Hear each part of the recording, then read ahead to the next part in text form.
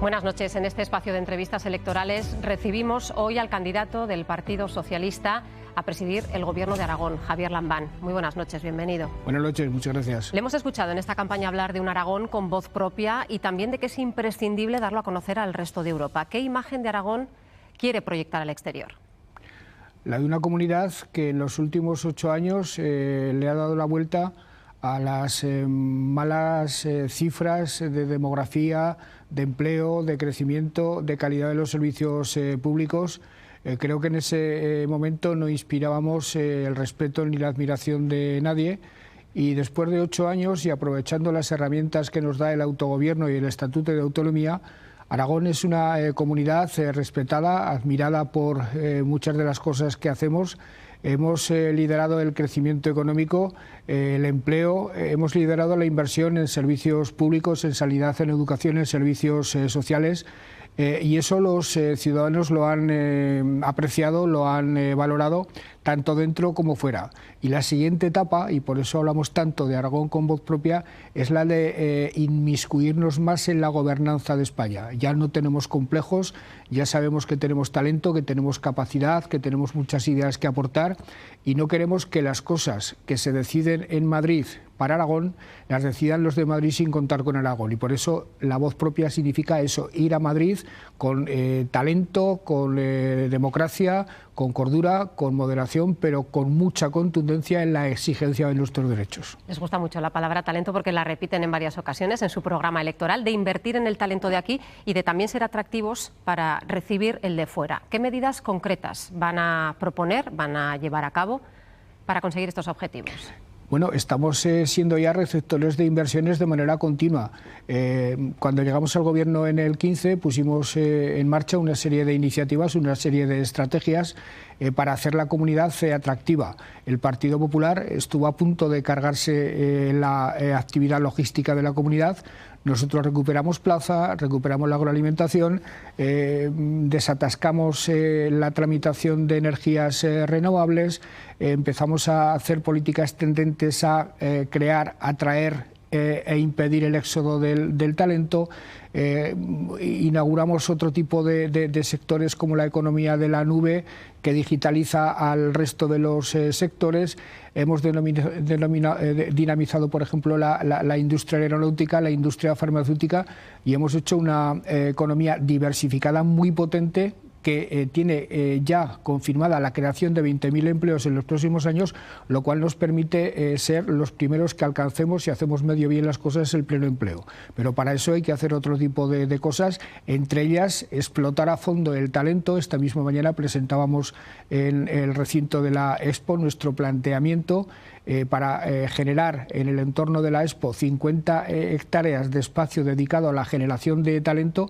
Ya tenemos el centro inicial que lo coordinará todo. El siguiente será el pabellón de España de la Expo, y incorporaremos los centros tecnológicos que ya existen con otros que generaremos, porque el objetivo es que seamos dentro de poco la comunidad autónoma que más porcentaje de su presupuesto destine a I+D, y seamos en definitiva también en este terreno del talento una comunidad económica autonómica líder. Ese centro del talento trabajaría sobre qué nuevos sectores. ¿Hay nuevas apuestas, nuevos yacimientos de empleo por explotar?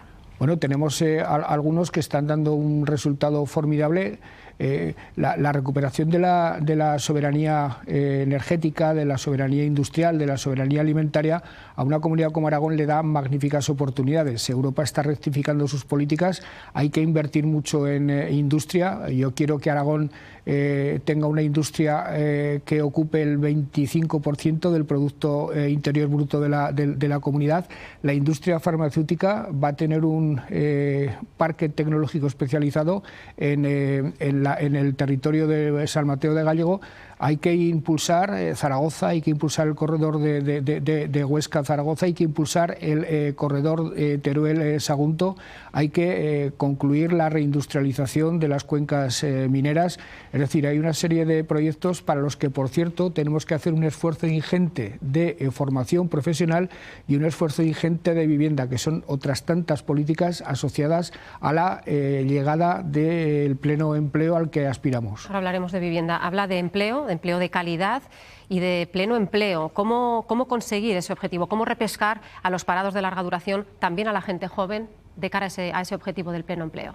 Con un plan de formación profesional que prevé invertir 200 millones en 2 años, ya lo estamos haciendo, y que prevé formar a 50.000 aragoneses jóvenes, y que prevé el reciclaje profesional de 170.000 aragoneses a los que hay que actualizar en cuanto a sus habilidades y a sus competencias profesionales para adaptarlos a las nuevas necesidades. Hay que conectar bien el mundo de la empresa y el mundo de la formación profesional, ya lo estamos haciendo también, estamos incrementando la formación profesional dual.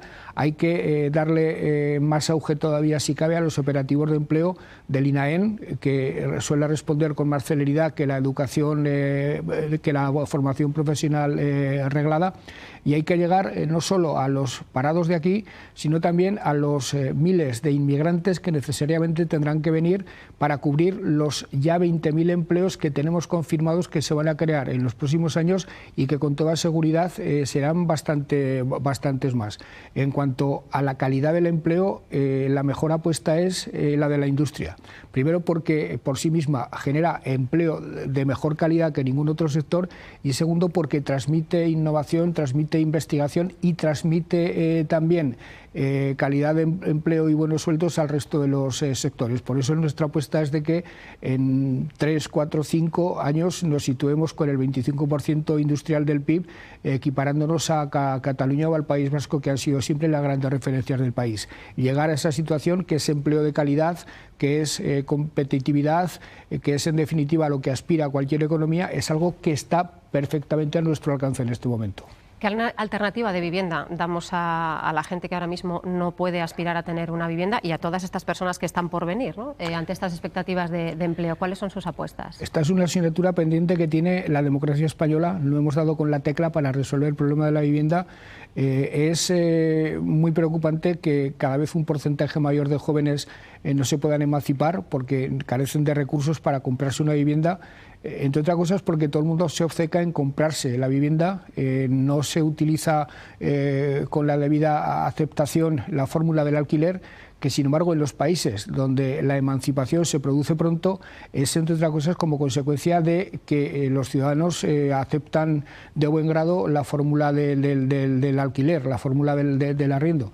Nosotros hemos planteado crear en 20 años 16.000 viviendas de alquiler para jóvenes, que les permita, con precios bastante razonables y al alcance de su economía, dejar la casa de sus padres y empezar su propia vida profesional, familiar, sin ningún tipo de traba. Porque desde luego, si los ciudadanos no empiezan pronto su vida laboral, su vida profesional, si no empiezan pronto a hacer el trabajo que les gusta, a ellos les va mal y a la sociedad en su conjunto también le va mal. Ustedes reconocen efectivamente en su propio programa que es escasa la oferta en vivienda también rural. Vamos a hablar de ese medio rural aragonés, por ejemplo, del sector primario.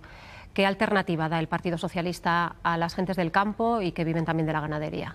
Primero, estamos muy contentos de haber detenido la sangría demográfica que experimentaba Aragón hasta 2015 como consecuencia de las políticas del Partido Popular y haber revertido esa tendencia. En este momento somos la única comunidad autónoma de la España llamada despoblada que está creciendo. Galicia, Castilla y León están decreciendo, están perdiendo población. Nosotros la estamos ganando. Y eso es consecuencia de políticas como el fortalecimiento de los servicios públicos, el fortalecimiento de las políticas de empleo, de creación de riqueza en los pueblos, que es lo que hace que poco a poco la población vaya aumentando. Porque para que la población, para que la gente, los jóvenes sobre todo, estén en los pueblos, necesitan trabajo digno, servicios públicos y vivienda, y con programas específicamente dedicados al medio rural. La agricultura, el sector primario, es absolutamente fundamental. La ganadería intensiva, los regadíos, la sostenibilidad de todas esas actividades a través de fórmulas como por ejemplo la eliminación de la fertilización mineral y el reaprovechamiento de los purines para que el sector primario cobre prestigio y reputación en la ciudad. La extensión de los regadíos. En pocos años hemos reactivado la política de regadíos. Hacía muchos años que nos hacían regadíos nuevos en Aragón. Mi gobierno ha impulsado 30.000 hectáreas de regadío y vamos a seguir en ello. Las políticas de incorporación de jóvenes agricultores, la aplicación definitiva de la PAC con los grupos líder, con los grupos de acción local. Esas son las políticas de dinamización del medio rural que hemos aplicado hasta ahora y que vamos a seguir intensificando. Los que dicen que la repoblación, que la dinamización del medio rural ha de provenir de grandes estrategias nacionales, realmente no saben de lo que hablan, porque normalmente las gentes de Madrid, de lo que pasa en los pueblos y el medio rural, no tienen lamentablemente ni idea. Ha mencionado la sostenibilidad, dicen que no es un capricho, es una obligación, y además hablan de hacer compatible esa sostenibilidad medioambiental, la social y la económica. ¿Cómo se conjuga eso en los proyectos de futuro del Partido Socialista? La sostenibilidad es un imperativo que está en todas las normas, en todas las leyes. Le hablo de que en el sector agroalimentario en los próximos años vamos a tener unas oportunidades fascinantes, porque Europa quiere recuperar la soberanía alimentaria y ahí estamos nosotros para alimentar al doble de las personas que en este momento alimentamos. Bonalea va a ser el buque insignia de la agroalimentación española, Bonalea, que en este momento se está construyendo en Épila. Y bueno, pues se trata de abrir espacios a todas las actividades que desarrolla el campo aragonés, y se trata, como le decía antes, de que la actividad agraria, la ganadería intensiva, la tierra, la fertilización mineral se vayan sustituyendo poco a poco para que no emitan elementos contaminantes y sean sostenibles, y además la ciudad las perciba como algo propio. Nosotros, en la principal medida que ha hecho el Gobierno de Aragón en los últimos 8 años en relación con el cambio climático, adquirimos el compromiso que nos impusimos a nosotros mismos de que en el año 2030 las emisiones difusas que tanto contaminan el medio ambiente las reduzcamos en un 40% respecto a 2005. Ese es un planteamiento absolutamente ambicioso, pero con medidas como las de la eliminación de la fertilización mineral o la eliminación del amoníaco de los purines. Estoy absolutamente convencido que la vamos a alcanzar. Los agricultores tendrán más rendimientos económicos, los granjeros también, y las gentes de la ciudad empezarán a no tener argumentos para criticar a los granjeros y a los agricultores. Miremos al norte, señor Lambán. El Pirineo y nuestras montañas, joyas de todo ese sistema natural del que estamos hablando, proponen un plan integral. ¿Sobre qué pilares, qué futuro proponen para las gentes del Pirineo y también para nuestro patrimonio natural? La nieve, por supuesto, pero también una cierta diversificación de la economía del Pirineo con regadíos sociales. Hay ya proyectos en marcha. Una mejora sustancial de las carreteras del Pirineo. Están a punto de adjudicarse, ya licitadas, actuaciones en el Pirineo en sus carreteras por valor de 100 millones de euros dentro del plan de carreteras que ha hecho el Gobierno de Aragón, y que el Partido Popular desconoce porque dice que va a hacer un plan de carreteras. Ya existe un plan de carreteras, para ese viaje no hace falta alforjas. Economía de cuidados, teniendo en cuenta que la población del Pirineo es fundamentalmente una población mayor y además vive bastante dispersa. La economía nueva de cuidados, que creo que tenemos que implantar en todo el territorio, puede tener una plasmación allí. El gran problema que la sociedad empieza a tener en este momento, el de la soledad no deseada, que puede llegar a convertirse en pandemia si no lo atajamos, tiene que tener un plan piloto en el Pirineo. Esa es al menos nuestra intención, y debemos prestarle una atención, yo diría que obsesiva, al problema de los incendios. Es cada vez más probable que grandes masas forestales como el Pirineo en su conjunto o el sistema ibérico, como consecuencia de un incendio descontrolado, literalmente queden arrasadas. Por tanto, esa es una prioridad absoluta para la próxima legislatura. Yo me propongo que las 3 grandes medidas de mi gobierno, el día que yo revalide mi cargo como presidente, sea evidentemente mantener esa iniciativa para la eficiencia de la sanidad que le hemos propuesto a toda España, liderando el Aragón, para remediar los males que tiene la sanidad pública española, un modelo energético propio para Aragón, que necesita modificaciones sustanciales de la normativa española, y, desde luego, una nueva política de incendios, porque en esta materia no lo estamos haciendo bien y los riesgos que corremos son inmensos, y fundamentalmente en el Pirineo. Sumando todas esas medidas, a nosotros nos sale una cifra absolutamente razonable de 448 millones de euros en 4 años. Ahora hablamos de renovables, pero ha mencionado las carreteras y quería también preguntarle por todas esas que no dependen de la comunidad, que dependen de las inversiones del Estado. ¿Cómo reclamarán al Gobierno central que aceleren la finalización de carreteras como la A23, por ejemplo? Lo estamos haciendo con la ministra Raquel Sánchez, con la que tenemos una espléndida relación, tanto personal como política e institucional.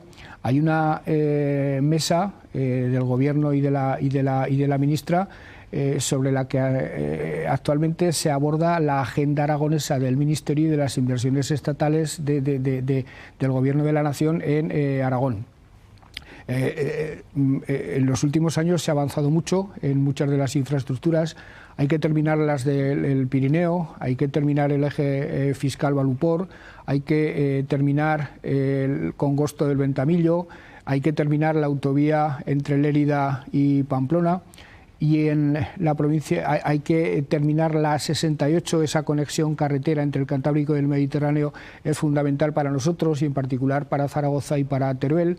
Hay que abordar como prioridad absoluta la conversión en la autovía de la autonómica que va entre Monreal del Campo y Alcolea, que sería la conexión natural y eficaz de Teruel con Madrid. Hay que reactivar el Cantábrico Mediterráneo. Hoy, por cierto, hemos tenido una buena noticia. En el Boletín Oficial del Estado se ha publicado el impacto ambiental, la declaración positiva del impacto ambiental de la parte de Teruel-Sagunto, lo cual significará la posibilidad de reactivar esa inversión y hacerla rápida y muy acomodada a las necesidades que tiene el territorio. En fin, hay una agenda amplia de actividades, entre las que destaca la conversión del aeropuerto de Zaragoza en zona franca, y entre las que destaca la construcción de la segunda estación del AVE en el aeropuerto, cerca de la feria, cerca de Plaza, y que conectaría bien con esa línea 2 del tranvía que con tanto acierto está defendiendo la candidata socialista Lola Ranera. Hábleme de su modelo de energía renovable, donde también hablan de soberanía energética. ¿Dónde sí, dónde no podemos instalar esos focos de energía? De momento ya hay una reglamentación bastante estricta, aunque algunos lo nieguen, respecto a dónde se pueden instalar renovables y dónde no. Lo cual no quiere decir que no haya que ir restringiendo los espacios, pero en las leyes. Nosotros ya lo hemos hecho con la Ley de Agricultura Familiar, ya hemos impedido que de cara al futuro en los regadíos, en la agricultura, se puedan instalar ni placas ni molinos. Hay que seguir, no obstante, regulando los espacios. Lo que pasa que en los últimos 2 años en toda España ha habido una acumulación de autorizaciones de renovables inspiradas e instigadas por la propia Unión Europea para sustituir las dependencias energéticas del gas, de Rusia, etcétera, etcétera. Pero en el momento que termine esta primera fase, que termina el día 25 de julio, en cuanto a las autorizaciones, creo que hay que echar un poquito el freno, hay que poner nos tenemos que dar tiempo para revisar algunas de las cuestiones que la legislación actual permite y que quizá habría que acotar. A Aragón se le ofrece una posibilidad fascinante con las renovables. Si no cometemos torpezas, seremos líderes en la producción de energía renovable. Y eso significará que si logramos que España cambie su normativa y aplicamos la que nosotros ya hemos modificado, a las familias aragonesas, acercando producción y consumo, les podremos dar luz a mitad de precio. Las energías aragonesas podrán rebajar sustancialmente su factura eléctrica, lo cual es uno de los gastos que las hacen menos competitivas. Si rebajamos la factura, reforzaremos su competitividad y nos convertiremos en gran espacio de atracción de empresas, que ya vienen muchas porque saben que va a haber energía renovable. Por tanto, hemos de configurar definitivamente ese modelo energético propio y, desde luego, corrigiendo las cosas que se pueden hacer mejor, reposando a partir del día 25 de julio y llegando a grandes acuerdos entre todos, pero lo que no podemos matar es esa especie de gallina de huevo de oro que tiene Aragón con las renovables y que, desde luego, nos van a dar, junto con la logística y junto con el talento, unas posibilidades formidables en el futuro. Le hemos escuchado decir que no va a subir impuestos. ¿Cuál es la política fiscal de su programa? El Partido Popular tiene un mantra desde hace 8 años y es que Aragón es un infierno fiscal. Pues no, infierno fiscal era Aragón con el Partido Popular, con la señora Rudy, porque desde entonces yo no he hecho más que bajar impuestos. He reducido el impuesto de sucesiones 2 veces. La señora Rudy prometió eliminarlo y no lo cumplió, y he hecho la mayor rebaja del IRPF que se ha hecho en la historia de Aragón desde que tenemos autonomía y desde que tenemos esa competencia. Por tanto, no es Aragón un infierno fiscal. Tenemos una presión fiscal inferior a la media de España, a pesar de lo cual yo me comprometo a no subir ningún impuesto y a estudiar posibles rebajas fiscales siempre y cuando lo permita la financiación de los servicios públicos. La política fiscal no es algo aislado, algo independiente de otras políticas. La política fiscal no es un fin en sí misma. La política fiscal está al servicio del modelo de país que queremos construir. Por tanto, decir que se va a gastar más en sanidad, en educación, etcétera, etcétera, y al mismo tiempo decir que se van a reducir los impuestos, es tomarle el pelo al personal directamente. Servicios públicos que ha dicho que son intocables, empezando por la sanidad. ¿Cuál es su apuesta? ¿Cómo conseguimos que los profesionales quieran ir a atender un centro de salud en el medio rural? Primero, abriendo la puerta de par en par de las universidades y del MIR y de los hospitales para que aumente sustancialmente el número de profesionales sanitarios. Uno de los grandes problemas que tenemos, quizá el más grande de todos, es la carencia de profesionales sanitarios, lo cual hace que todos pretendan venir a Zaragoza y resulte muy difícil que vayan a trabajar a los pueblos, a pesar de que se han habilitado estímulos para que vayan a trabajar a los pueblos. En general, en Aragón todo el mundo quiere ir a Zaragoza y los médicos no son una excepción. Por tanto, lo primero es, y esta es una medida a medio plazo, es cambiar de arriba abajo la política de formación de profesionales. Insisto, que que la universidad forme más profesionales, que las notas para entrar en medicina se rebajen, que el gobierno de España habilite más plazas de MIR y que los gobiernos autonómicos respondamos. Y desde luego hace falta revisar arriba abajo la financiación autonómica que nos está ahogando, y es fundamentalmente la sanidad la que nos ahoga. Y todo eso hay que hacerlo con un gran pacto nacional, que es lo que ha propuesto el gobierno de Aragón, no como una formulación retórica, sino con un documento de 30 páginas que ya hemos mandado a todas las comunidades autónomas y que, insisto, será lo primero que yo haga el día que revalide mi condición de presidente. Lanzar ese gran pacto sin el cual, perdona que le diga, la sanidad pública puede llegar un momento en el que colapse. La educación es otro de los pilares de esos servicios públicos. Brevemente, ¿cuál es la prioridad, cuál es la educación que el Partido Socialista quiere para la comunidad? Una educación pública fuerte. Para nosotros la escuela pública es la clave de nuestro proyecto político, es la principal provisora de igualdad de oportunidades, y una mejora continua de esa escuela pública, siempre con mucho respeto a la concertada. La convivencia con mis gobiernos de la pública y la concertada ha sido perfecta, eso tiene que seguir así, pero nuestra apuesta fundamental es la pública. Una mejora constante de la pública, seguir construyendo escuelas, hemos construido muchas estos años, no cerrar escuelas donde no haya casi alumnos, porque entonces estás matando el pueblo, y perfeccionar la oferta de la escuela, desde la escuela pública, por ejemplo, con una medida que hemos propuesto y que a mí me ilusiona mucho, que es la universalización de la educación no formal entre 6 y 18 años. ¿Qué quiere decir esto?